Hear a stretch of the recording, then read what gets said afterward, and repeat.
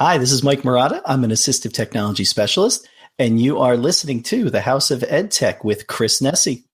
And coming up on this episode of the House of EdTech, we've got the EdTech Thought, where we're going to talk about making the tough choices.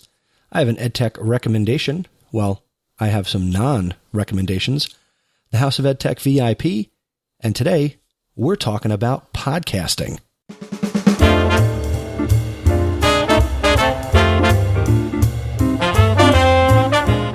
Welcome to the House of EdTech podcast.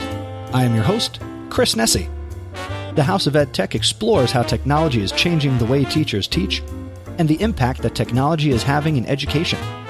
I discuss technology that is changing our classrooms and schools, and I share tools and tips that you can hear today and use tomorrow. You're going to hear the stories of teachers, leaders, and creators just like you. The purpose? Whether you use it or not, technology is changing the way you teach and how your students learn.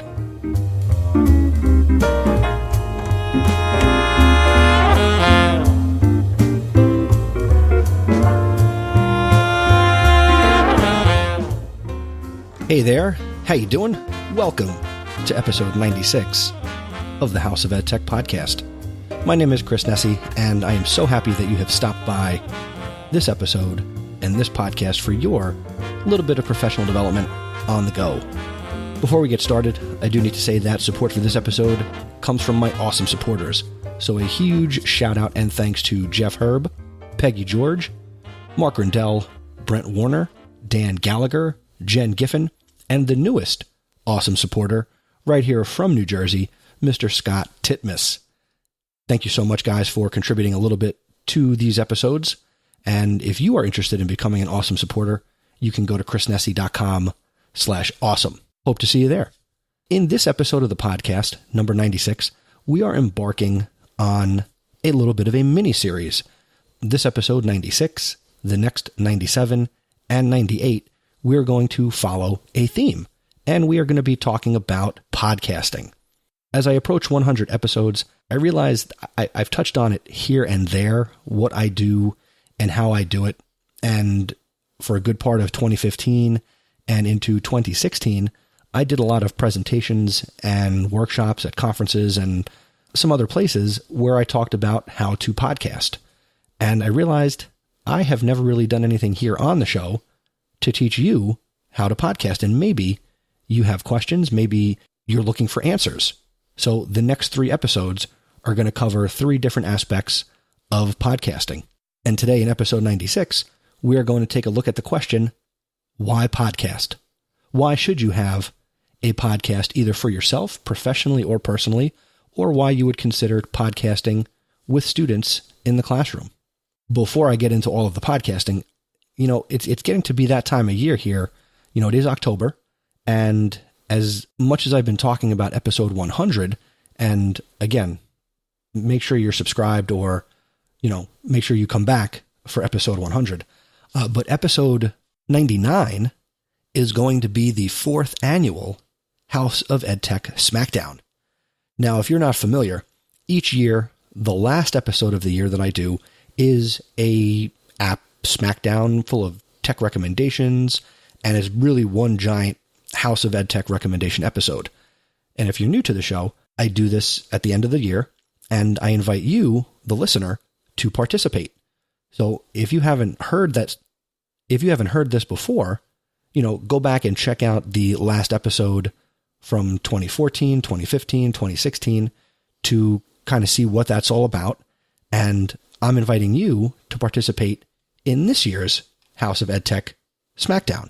You are welcome to submit your favorite tool, tip, app, and more right now. And I'm accepting submissions for the App Smackdown episode 99 through December 1st, 2017.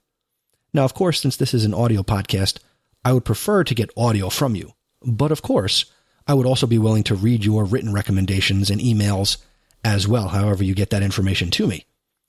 And I would like to pack this episode with at least 100 submissions. So, Derek Larson, I am talking to you, and I'm looking for big things from you, brother. So get ready for a lot of Derek Larson in the episode, because in each of the last 3 years, he's come through with a lot of recommendations. And if this is new for you, I mean, if you've ever been to an ed camp or been to a workshop where you had the opportunity to share, this is your opportunity to share your favorite apps, tips, recommendations, websites, tools, software, whatever you're doing that's related to EdTech that you're like, everybody needs to know about this, or here's why I use it. I want to hear from you. And here's all you need to do. Go to chrisnessy.com/feedback. And no matter what feedback option you choose, please make sure to include your name, where you're from, what you teach, and your Twitter handle. So that way I can properly shout you out and people, can obviously connect with you. Submit your entry to the Smackdown by filling out the form on the feedback page, or you can click on the SpeakPipe widget and you can send me your audio that way. Or you can also pick up the phone, go to the show notes here within your app of choice, and you can call the House of EdTech hotline. The number, as always, is 732-903-4869. Again, I'd like to get 100 submissions for this episode. I would love to have them by December 1st, 2017. And just one caveat, when you go to the feedback page, I do have the Flipgrid set up. Don't use the Flipgrid. I want the entries that are in the episode to be your surprise. So if everybody goes there and does it on Flipgrid, then you all know what's coming. So let's keep it a surprise and don't use Flipgrid to send me your submission. Thank you for that. And I look forward to getting your submissions. I know I already have one because Mark Grindell sent me a voicemail. Gosh, I want to say maybe in March or February of this year. So the first one's already in and I'm looking forward to build upon that. So based on my goals, we have 99 more to go. But with that being said, let's get into talking a little podcasting. And before we do that, let's get to this episode's EdTech Thought.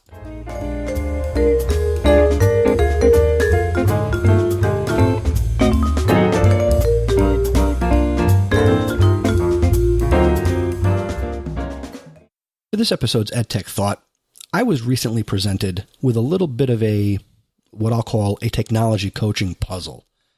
I was given the following scenarios and asked to decide which order I would prioritize them in and why I would do them in this order as a tech coach. In the interest of time, I'm going to present them to you in the order that I would put them in, and I'll give a little explanation as to why. So keep in mind that these were presented in a different order, but these are the order that I would do them in. Number 1, I would help a school secretary export a report from PowerSchool to Google Sheets. Why would I do that? Well, I believe that secretaries are the backbone of our schools. And if they can't do their job or if they're struggling in any way, that can really hinder what other people might be counting on them for. And I don't even need to know what this report is or where it's going. But in my opinion, if a school secretary needs help, we got to help them, make sure that they're doing what they need to do. So that way, the school world will continue to go round. Number 2, I would help the principal create and complete a slideshow for an upcoming Board of Education meeting presentation. Why is this important? Why would this be done number 2? Well, I put it here because, hey, as a tech coach, got to make the principal look good. If we all work to make the principals and our administrators look good, then we all look good. So I think that's my very simple reason for that. Number 3, a teacher approaches me to talk about this cool new app or tool and wants to know more about it and just take up my time to talk about it. And I would give them that time. I welcome these conversations and I would look forward to learning about a cool new tool or an app because I don't know everything that's out there. I try to do the best job I can, but it's impossible for me to know everything about everything that's out there. You know what I'm saying? So that's where I would put that, number 3. And the last thing, number 4, a teacher asked me to teach them about Google Classroom because they want to start using it with their students. Now, this is fantastic. I would love it if more teachers would come up to me and say, hey, Chris, I'd like to use Google Classroom more efficiently, and I've never used it. Can you help me? I would love that. But this would be a very time-consuming task, And really one of the things that I would do with this would be to ask this person, okay, I am more than willing to help you, but it's going to take some time. I'm more than happy to show you everything I can about it. Are there any other people that you know of who would love to be a part of this learning? And I would try and do not just a bunch of one-on-one sessions, but a bunch of group learning sessions, whether it's a lunch and learn or after school or before school, or maybe during common planning time, but to not kind of wear myself out as a coach and facilitator, but to kind of get as many people together as possible and impact the most number of teachers as possible. Of course, the goal is how are we going to put this in the hands of our students and make teaching and learning that much more efficient? Not easier, but more efficient. As you reflect on these things that I stated, I would love to know your thoughts, and you can do that by leaving a comment on the show notes for this episode at chrisnessy.com/96. Let me know on Twitter, DM me, Vox me at Mr. Nessy. Let me know your thoughts. There's really no one right answer. This is, again, just my opinion on this. So what would you do with these 4 things and why? And that's my EdTech thought.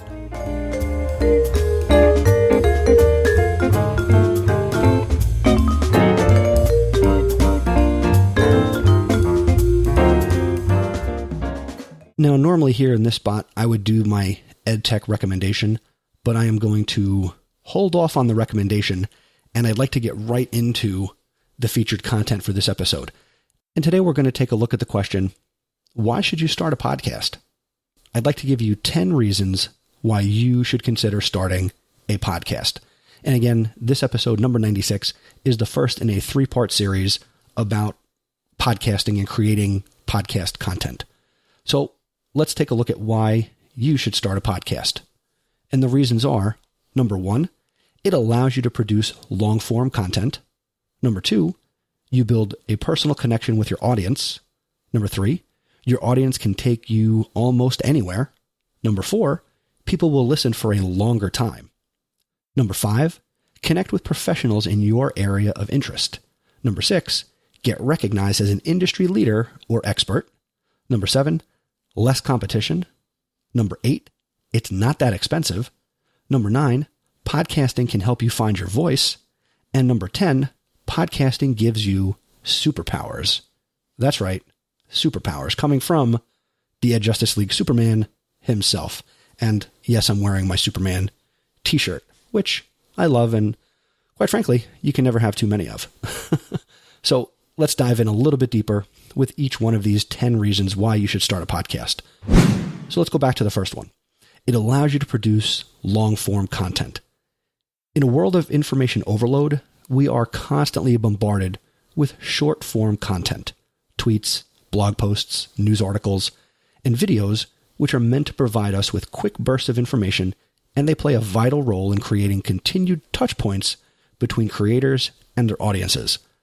But where blog posts and social media are limited to a few hundred words or 140 characters, or now, 280 characters, a podcast allows you to go deeper with your content. I can make an episode as long as it needs to be, and you then have the choice as the listener to listen at your desired pace. By the way, if you are a diehard listener of the House of EdTech and you listen to every second of every episode, I want to hear from you. So shoot me an email at feedback@chrisnessy.com.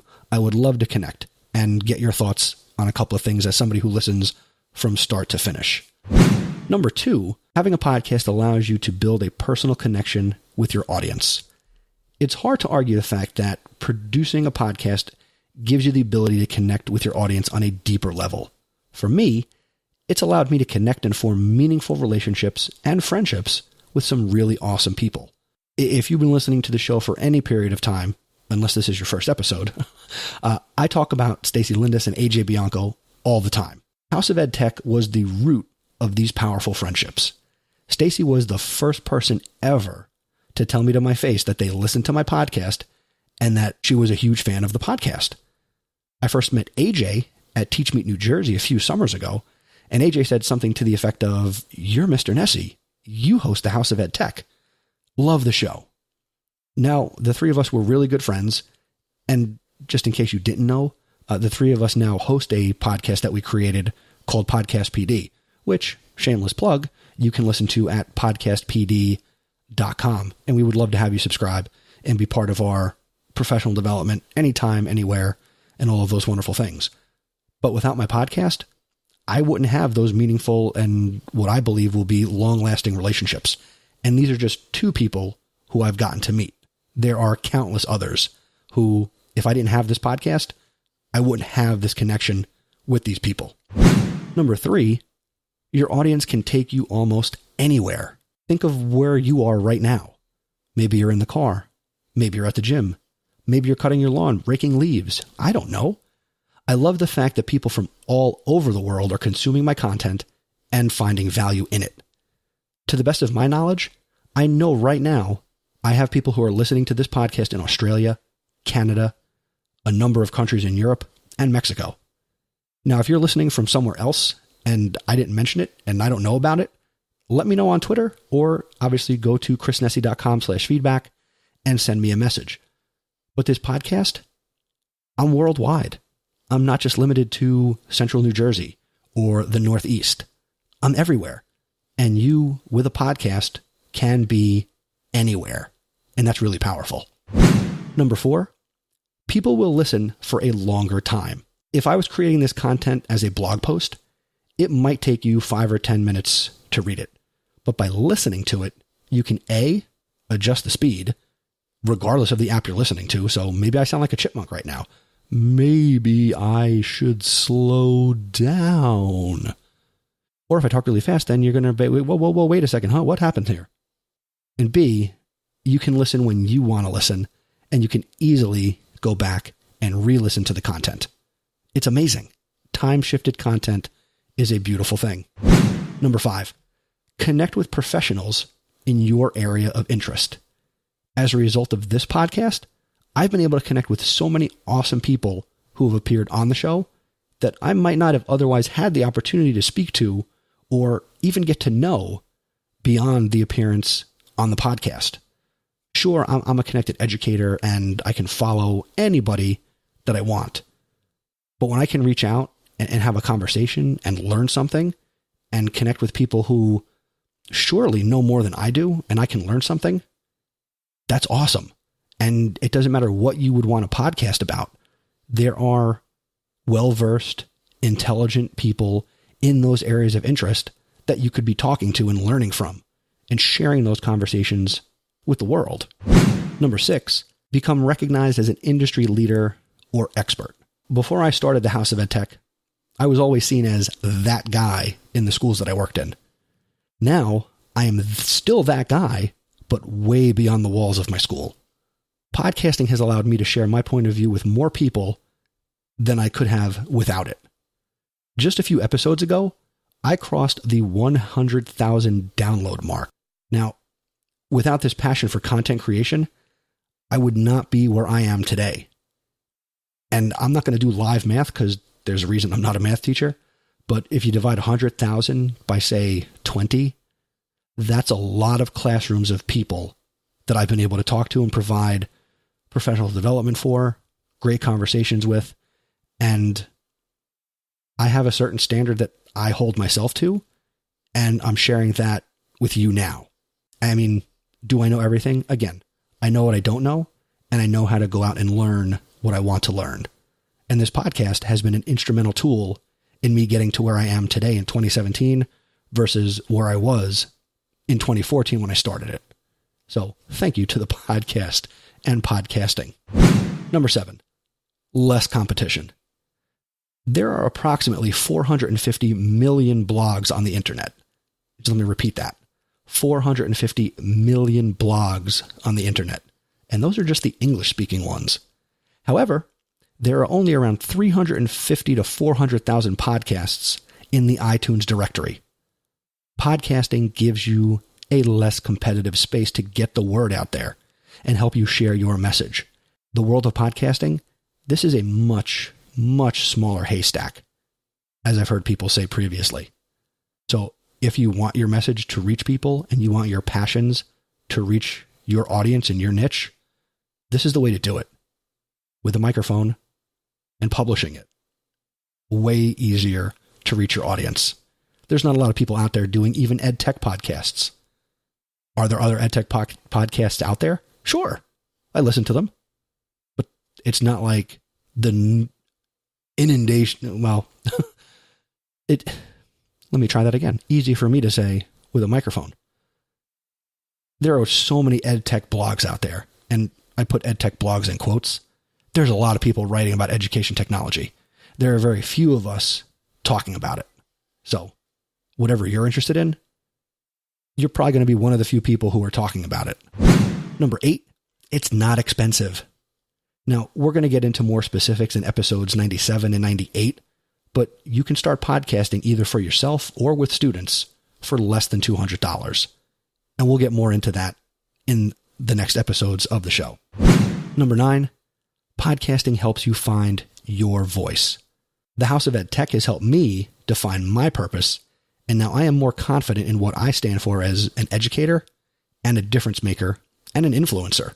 I can get up in front of any size audience right now with little to no preparation, and I can talk for at least 30 minutes on a number of topics because of the fact that I've covered such a wide range of topics right here on the House of EdTech. That's pretty cool. Not that I can get up and talk, but the fact that I've had these conversations, and you could also have similar conversations in whatever you're interested in. And the more you talk to people, the more excited you'll get and the more confident you'll get. And you're going to want to share what you're learning with anybody who will listen.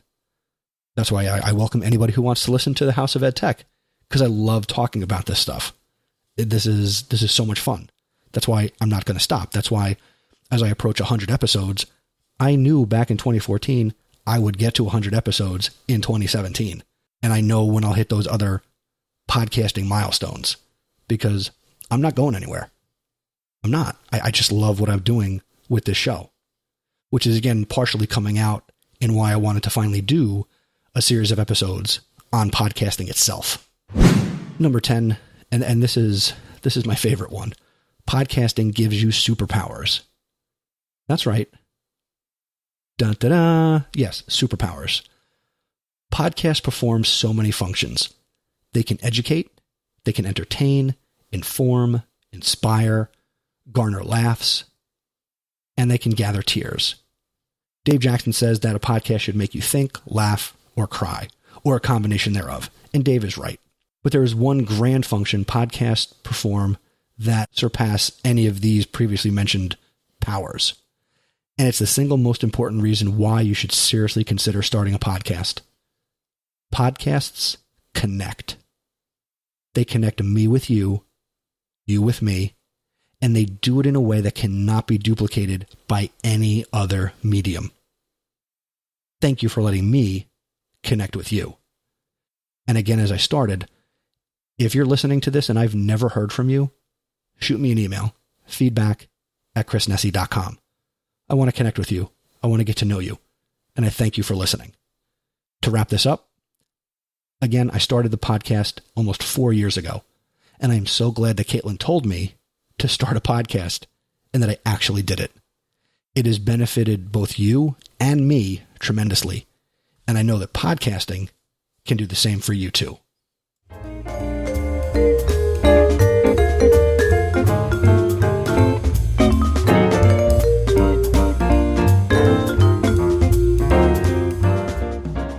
And now it's time for this episode's House of EdTech recommendation.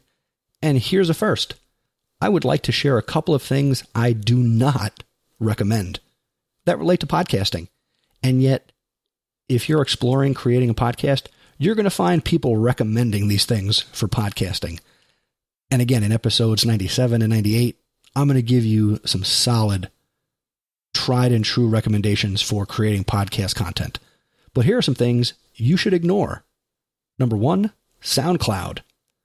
Don't put your podcast on SoundCloud. SoundCloud is not built for podcasters. Don't make it your primary home. Don't build your podcasting house on SoundCloud's land.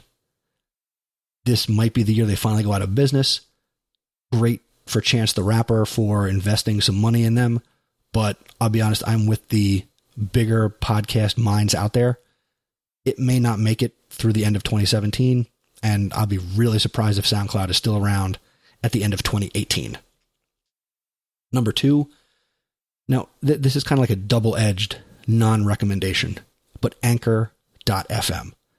I think it's really cool for promoting and connecting with people via audio, but again, it is not a podcast hosting platform that you want to build your podcast on.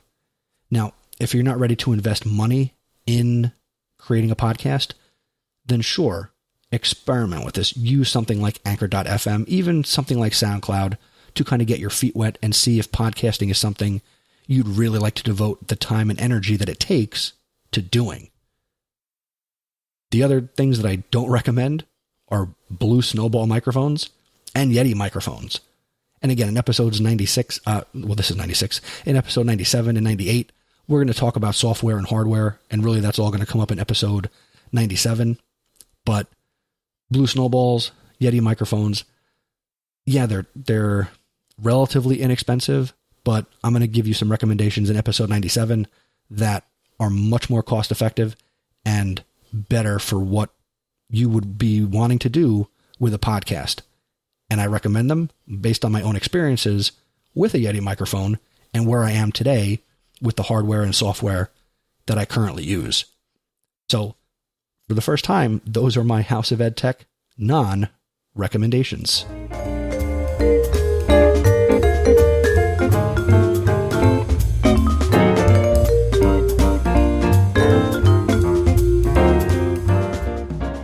And now it's time for this episode's House of EdTech VIP.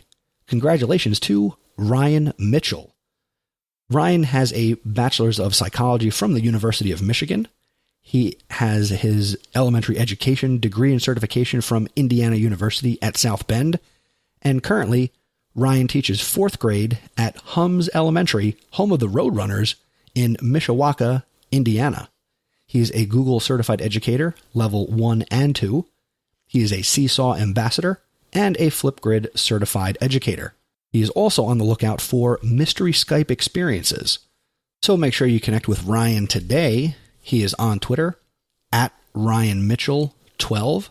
That's RyanMitchell 12. Congratulations, Ryan. You are a House of EdTech VIP.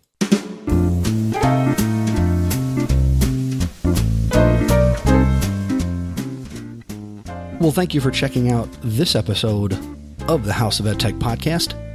Episode 96 is in the books. And again, this is the first part of a 3-part series on podcasting. Thanks again for making House of EdTech part of your on-the-go professional development. Let's keep the conversation going. I shared a lot of great tips on this episode about why you should consider starting a podcast, and I would love to connect with you and hear your thoughts on the information and resources shared in this episode and any episode that you listen to.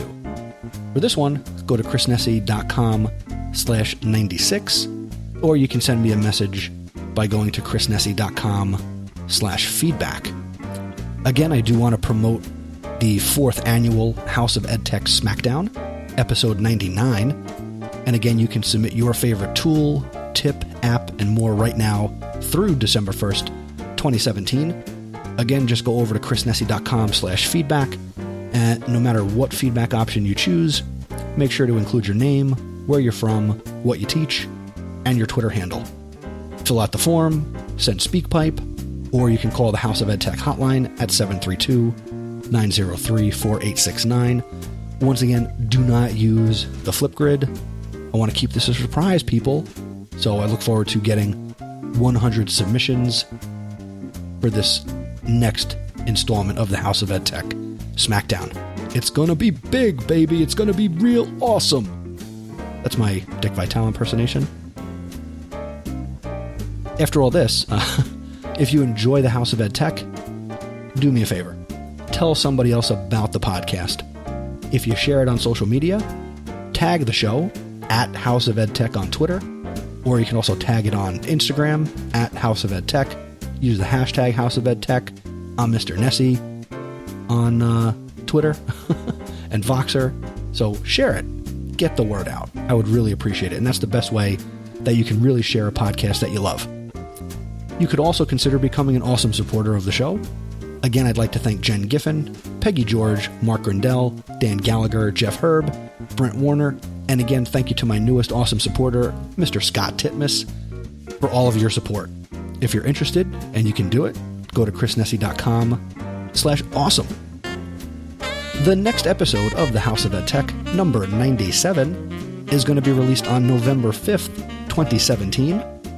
And I will be talking a little bit more about podcasting, and we're going to cover hardware and software that go into creating a great podcast. Until next time, thank you for learning with me, and remember, using technology isn't difficult. Just give it a try.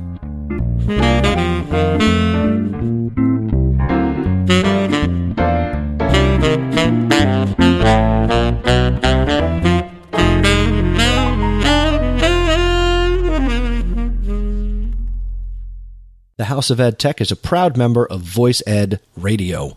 Voice Ed Radio. Your voice is right here. For more great content, go to voiceed.ca. The House of EdTech is a proud member of the Education Podcast Network. The Education Podcast Network. Podcasts for educators, podcasts by educators. For more, go to edupodcastnetwork.com.